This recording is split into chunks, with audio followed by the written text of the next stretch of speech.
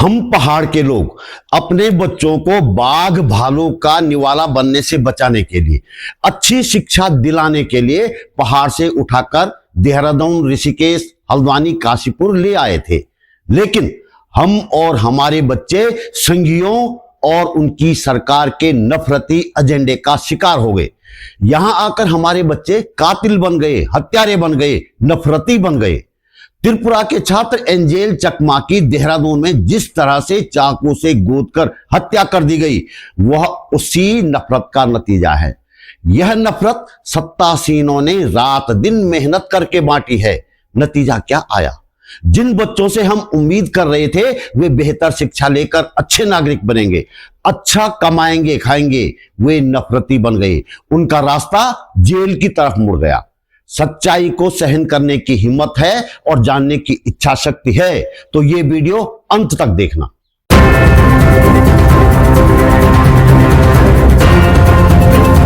नमस्कार, बात बोलेगी चैनल पर आपका स्वागत। मेरा नाम है त्रिलोचन भट्ट और मैं करता हूं जन सरोकारों की बात। बात बोलेगी के पास न पैसा है न संसाधन, फिर भी यह चैनल चलाया जा रहा है ताकि सरकारी और प्रायोजित खबरों के इस दौर में सच्चाई का एक छोटा सा अंश ही सही आप तक पहुंचाया जा सके। नफरत की इस धधकती आग पर ठंडे पानी के कुछ छींटे मारे जा सके। हमें आपसे आर्थिक सहयोग की जरूरत है। त्रिपुरा के छात्र एंजेल चकमा की हत्या में 6 लोगों के खिलाफ मुकदमा हुआ है। लेकिन क्या आपको पता है इस हत्या का असली दोषी कौन है?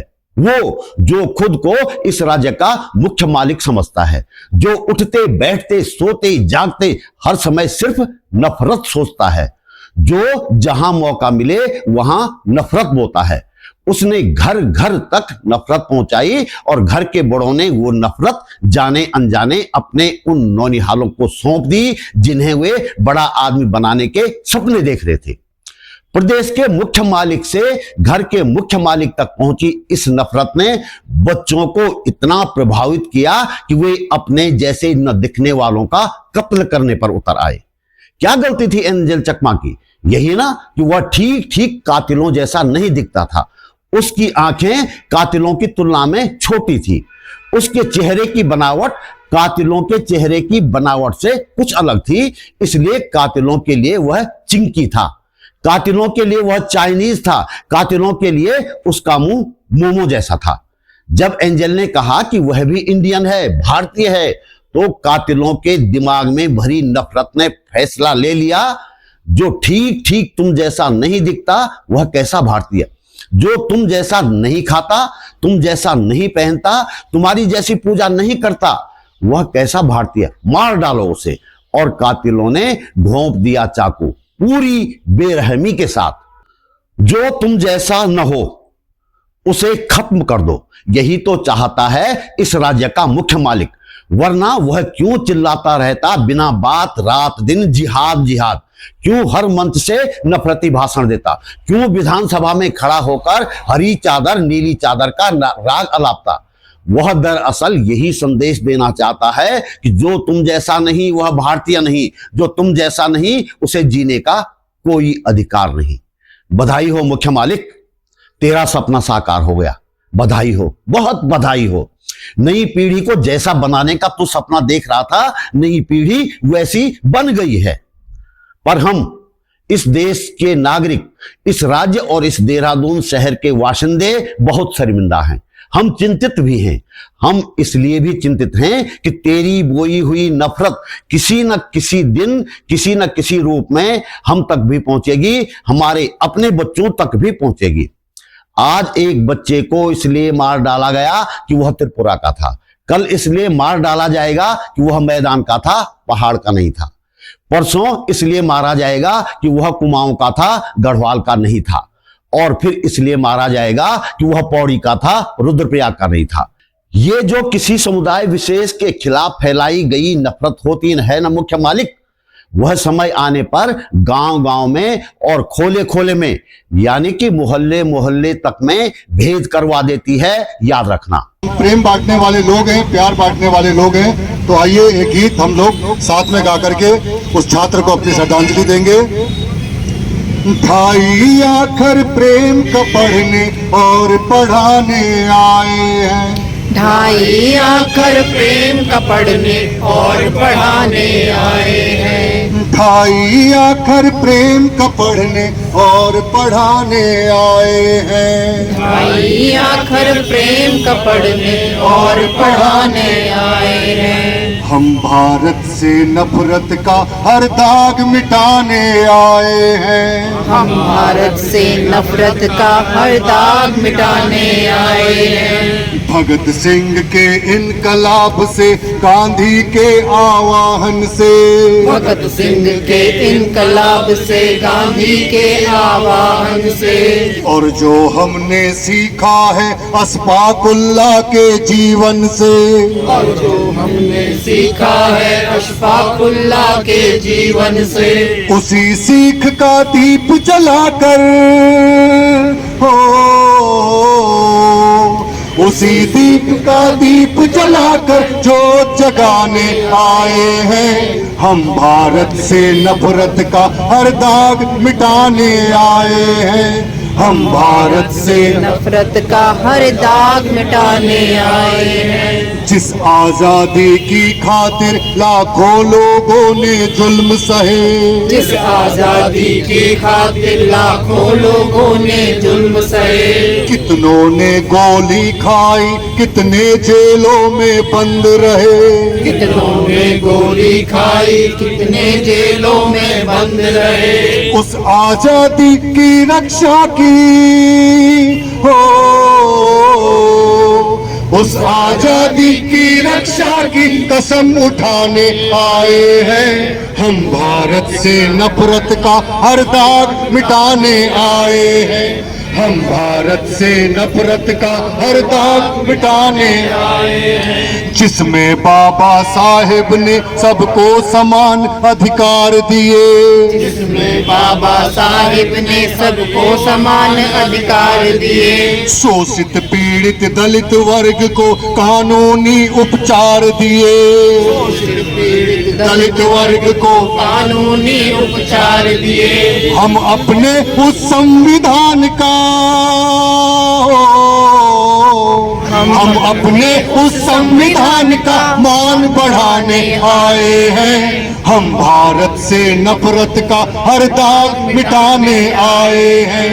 हम भारत से नफरत का हर दाग मिटाने आए हैं। बहुरंगी फुलवारी का ये हुस्न बनाए रखना है, बहुरंगी फुलवारी का ये हुस्न बनाए रखना है, बहुरंगी फुलवारी का ये हुस्न बनाए रखना है। बहुरंगी फुलवारी का ये हुस्न बनाए रखना है, तरह तरह की खुशबुओं से इसे सजाए रखना है, तरह तरह की खुशबुओं से इसे सजाए रखना है। हम अपने पुरखों का ये हो,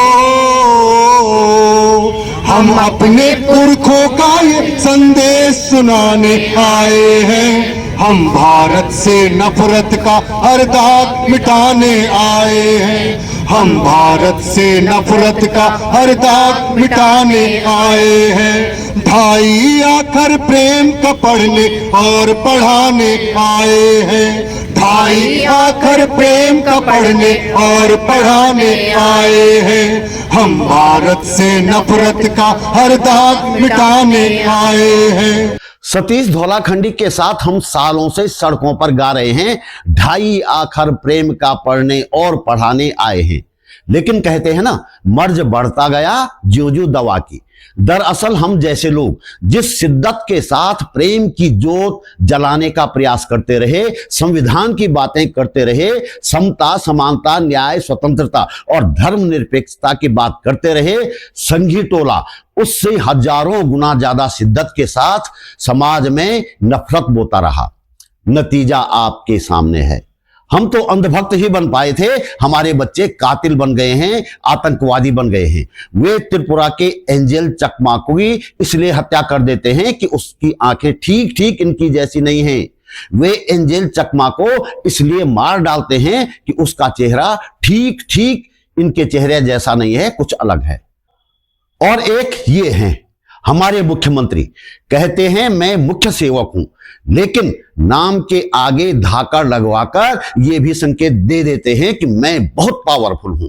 पहली बात ये कि एक राज्य का मुख्यमंत्री पावरफुल तो होता ही है, इसके लिए नाम के आगे धाकड़ लगाने की जरूरत क्यों भाई?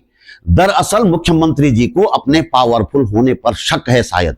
यदि वास्तव में आप मान्यवर धाकड़ होते ना, तो आज देश विदेश में उत्तराखंड की ऐसी बदनामी नहीं हो रही होती। इस राज्य के लिए लोग आज जिन शब्दों का प्रयोग कर रहे हैं, उन्हें सार्वजनिक रूप से कहा भी नहीं जा सकता। लोग कह रहे हैं कि आपने उत्तराखंड को नफरत की प्रयोगशाला बना दिया है। और लोग क्या कहते हैं, हम भी कह रहे हैं, लव जिहाद, लैंड जिहाद, थूक जिहाद, नफरत जिहाद, हरी चादर, नीली चादर, इन शब्दों का इस्तेमाल करना प्रयोग नहीं तो और क्या है, ये नफरत का ही प्रयोग है। आपको कभी यह ख्याल आया कि इस राज्य के लोग भी बड़ी संख्या में दूसरे राज्यों में हैं और विदेशों में भी हैं?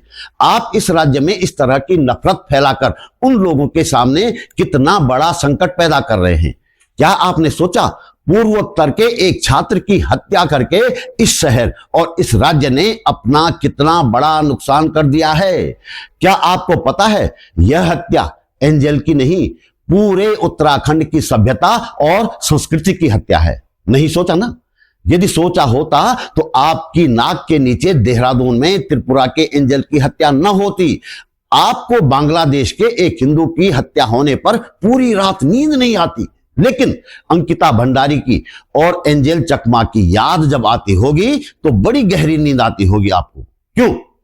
इसीलिए तो एंजल की हत्या का मुकदमा दर्ज होने में कई दिन लग गए, और बात बात पर ट्वीट करने का शौक रखने के बावजूद आपने अंकिता के हालिया मामले और एंजल पर एक ट्वीट तक करने की जरूरत नहीं समझी। वो बच्चा जो तुम्हारी नस्ली नफरत का शिकार हो गया, उसके पिता इस देश की सुरक्षा में तैनात हैं। तुम्हारे पिता क्या करते हैं रे कातिलों? मुझे पता नहीं, लेकिन इतना तय है कि उस नफरती पार्टी के ही समर्थक होंगे, वरना तुम्हारे भीतर इतनी नफरत कहां से आ जाती?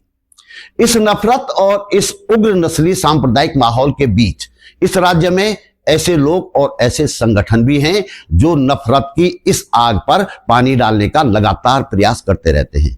इन संगठनों और इन नागरिकों ने एंजल की हत्या के खिलाफ गांधी पार्क में शोक सभा की और गांधी जी की प्रतिमा के सामने कैंडल जलाई। इस सभा में उत्तराखंड इंसानियत मंच, उत्तराखंड महिला मंच, एसडीसी फाउंडेशन, सीपीआई माले सहित कई संगठनों के लोग मौजूद थे। इंद्रेश मैखुरी, कमला पंत, लुसुन टोडरिया, नलिनी रॉय और अनूप नौटियाल ने इस हत्या को जघन्यतम बताया और सरकार के रवैये पर अफसोस जताया। मैंने ये महसूस किया कि उत्तराखंड सरकार के जो भी कदम हैं वो मजबूरी में लिए गए हैं, वो स्वतः नहीं है। इसे साबित करना मेरे लिए बड़ा कठिन है, लेकिन ये मेरी अपनी कम से कम जो सोच है, जो मैं देख पाया, जो मैं समझ पाया, जो घटनाक्रम पिछले 3 रोज का है। 27 तारीख को शाम को 6 बजे त्रिपुरा के मुख्यमंत्री ट्वीट करते हैं।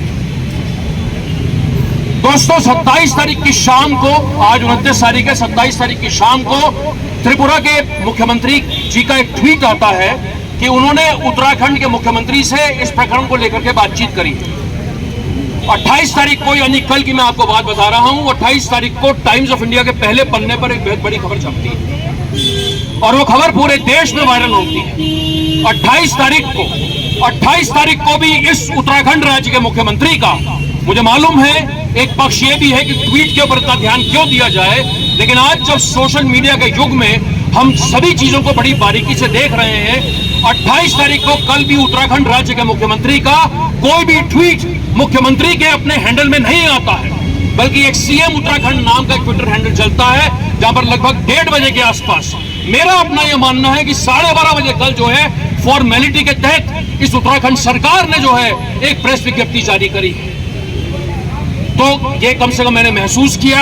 आज आपके राज्य के यशस्वी मुख्यमंत्री जी ने एक रील बना करके आप लोगों को बताया है कि उन्होंने एंजल के पिताजी से जो है बातचीत करी है, लेकिन मेरा पुनः यह मानना है कि ये सारी जो चीजें हो रही हैं ये फॉर्मेलिटी में हो रही हैं। और अगर नॉर्थ ईस्ट में बवाल ना आया होता, नॉर्थ ईस्ट के छात्र छात्राओं की, उनकी संगठनों में इंद्रेश भाई जानते होंगे कितनी बड़ी ताकतें हैं। वहां के जो स्टूडेंट यूनियन है वो वहां की सरकारों को हिलाने का दम रखते हैं। तो जो पूरे देश में बवाल आया है, उस कारण से उत्तराखंड सरकार जो है थोड़ी बहुत अपनी नींद से जागी है।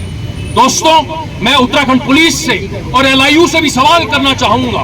मैं पूछना चाहूंगा कि क्या LIU को नहीं पता है कि किस किस्म की नस्ल की टिप्पणियां इस देहरादून शहर में, इस उत्तराखंड राज्य में हो रही हैं। आज तक उन पर कहीं पर कोई काम क्यों नहीं किया गया। आज हम नॉर्थ ईस्ट के छात्र छात्राओं की बात कर रहे हैं। आपको बताना चाहूंगा कि इसी देहरादून शहर में हजारों की संख्या में अफ्रीका देश के भी यहाँ पर छात्र छात्राएं जो है वो पढ़ाई कर रहे हैं। कहीं ना कहीं हमारी समाज की जिम्मेदारी इन बच्चों के प्रति, इन छात्र छात्राओं के प्रति भी बनती है। पुलिस से आपके माध्यम से आज इस शोक सभा के माध्यम से एक मांग करना चाहूंगा कि पुलिस इस प्रकरण को बिल्कुल एक नॉर्मल केस ना मानते हुए अपनी पूरी जांच को फास्ट ट्रैक करेगी और जो वो 6 दोषी हैं, जो 6 दोषी हैं, उन्हें कैपिटल पनिशमेंट दिलाएगी। तीसरी बात दोस्तों, जो प्राइवेट यूनिवर्सिटीज हैं यहाँ पर, वो भी कहीं ना कहीं कटघरे में है। हम लोग समाज के तौर पर इन प्राइवेट यूनिवर्सिटीज से भी अपनी कुछ अपेक्षाएं रखते हैं और आज इस जनसभा के माध्यम से जो तमाम यहाँ की प्राइवेट यूनिवर्सिटीज हैं उनसे भी सवाल करते हैं कि क्या आपका काम खाली इन छात्र छात्राओं को नॉर्थ ईस्ट से यहाँ पर ला करके आकर के खाली शिक्षा देना है, शिक्षा के व्यापार में जोड़ना है, लेकिन क्या आपको कहीं पर इन बच्चों की सेफ्टी और सुरक्षा के बारे में सोचना है। कम से कम जो मैंने सुना है 9 दिसंबर को ये चाकू हत्याकांड होता है। ये भी बताना चाहूंगा आपको कि कल मैं स्वयं दिन में सेलाकुई गया था। मेरे दिल में कहीं ना कहीं एक तीस थी कि मैं उस जगह को जाकर देखना चाहता था जहां पर यह बर्बरता के साथ में चाकू मारा गया। तो मैं सेलाकुई में उन दुकानों की तरफ गया, वहां पर चंद लोगों से मैंने बातचीत भी करी और जो बात मुझे समझ आई वो ये भी बात समझ आई और मालूम पड़ा कि जिज्ञासा यूनिवर्सिटी जहां पर एंजल चकमा पढ़ता था, जिज्ञासा यूनिवर्सिटी के साथ में भी सर बातचीत होनी चाहिए कि 9 दिसंबर से लेकर के 26 दिसंबर को जब एंजल की मौत हुई तो जिज्ञासा यूनिवर्सिटी ने क्या किया। तो दोस्तों, इस वीडियो में इतना ही। हम आपसे सहयोग की उम्मीद करते हैं। आप वीडियो को लाइक करके, कमेंट करके और शेयर करके सहयोग कर सकते हैं। एक छोटी सी राशि आर्थिक मदद के रूप में दे सकें तो हम आपके आभारी रहेंगे। हम जनता की बात करते हैं, किसी राजनीतिक दल, धन्ना सेठ या सरकार के सामने हाथ नहीं फैलाते, इसीलिए बेबाकी से जनता की बात बोल पाते हैं। जब तक संभव हो सच्चाई सामने लाने की कोशिश करते रहेंगे, संवैधानिक मूल्यों की स्थापना के लिए काम करते रहेंगे। आप पहली बार मेरे चैनल पर आए हैं तो प्लीज चैनल को सब्सक्राइब करना न भूलिएगा। आर्थिक सहयोग भेजने के लिए मैं विनय सेठ जी का बहुत आभारी हूं। जल्दी मिलते हैं एक और मुद्दे के साथ, एक और वीडियो में। नमस्कार।